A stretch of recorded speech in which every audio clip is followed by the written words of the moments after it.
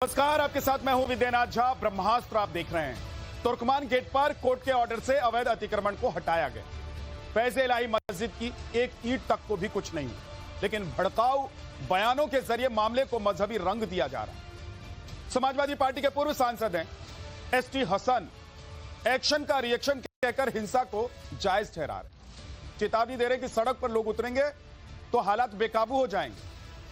तो all India Muslim personal law board आरोप लगा रहा है कि बीजेपी सरकार में मुसलमानों के इलाकों को टारगेट कर कार्रवाई की जा रही है। और आम आदमी पार्टी के विधायक अमानतुल्लाह खान बीजेपी पर दिल्ली और देश का माहौल बिगाड़ने का आरोप लगा रहे हैं। उधर हैदराबादी भाईजान असदुद्दीन ओवैसी हाईकोर्ट के फैसले को ही गलत बता रहे हैं। लेकिन सवाल है कि क्या अवैध निर्माण को बचाने के लिए कानून व्यवस्था तोड़ना और देश में अराजकता फैलाने को जायज ठहराना अब विपक्ष की नई रणनीति है?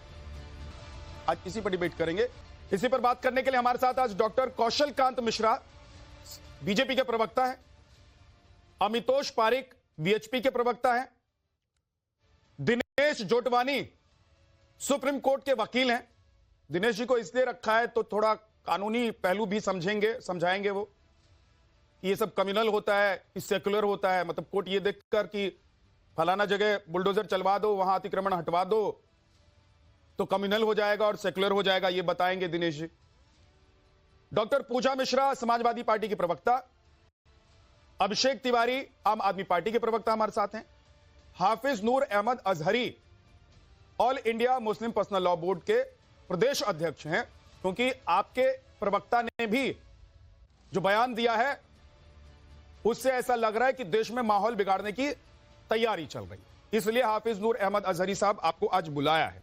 दिनेश जी, क्या अगर किसी अथॉरिटी को यह लग रहा है कि नहीं दिन में नहीं रात में हमको जाके एक्शन लेना चाहिए तो वो नहीं ले सकता है क्या? क्योंकि सारा हंगामा इसी बात पर चल रहा है कि रात में जाकर एक्शन लिया, रात में जाकर वहां पर तोड़फोड़ किए। क्या किसी अथॉरिटी को रात में कहीं जाकर एक्शन लेने का अधिकार नहीं होता है क्या?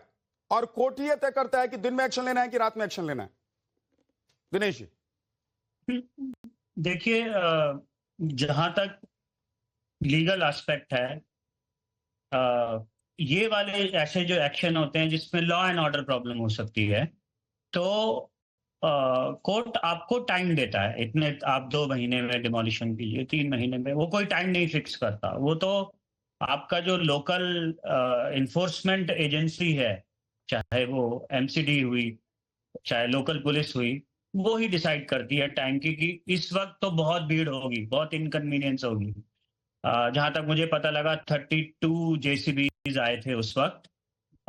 वो दिन के टाइम नहीं आ सकते उस जगह पे। तो ये जो डिसीजन कोर्ट, जहां तक कोर्ट का सवाल है, देखिए मैं कॉन्स्टिट्यूशनल कोर्ट में रोज ही बैठता हूँ और आप देखेंगे क्या होता है। कॉन्स्टिट्यूशनल आर्टिकल 226 में भी जाती हैं बहुत सारी, जिसको पब्लिक इंटरेस्ट लिटिगेशन कहते हैं, और ये भी PIL थी। 10 केस में से 5 PILs आजकल फाइल हो रही हैं। तो कोर्ट ये टाइम फिक्स नहीं कर सकता, पहली बात। तो कोर्ट के पास, क्योंकि इन्फोर्समेंट आपको लोकली करनी है, तो दिन का रात का, मैं ये कहूंगा कि ये जो आर्ग्यूमेंट है, ये कोर्ट को अगर हम टाइम फिक्स करने को बोले तो वो कभी भी नहीं करेगी। It is a discretion of the enforcement. मतलब रात में एक्शन होना इलीगल तो नहीं है ना वकील साहब? नहीं, ये इलीगल नहीं है, बल्कि ये एनफोर्समेंट, इसका मतलब ये है कि हाई तौबा मचाना है। ये एक्शन रात में हुआ तब भी हाई तौबा मचाना है, दिन में होता तो भी हाई तौबा मचता ही। हाँ, हो सकता है हाई तौबा तो मचाना ही है। ये विपक्ष को ऐसा लग रहा है कि एक मौका मिला है और इस मौके को हाथ से जाने नहीं दूं। बहुत बहुत शुक्रिया आप सभी मेहमानों का हमारे साथ जुड़ने के लिए। ब्रह्मास्त्र में इतना ही।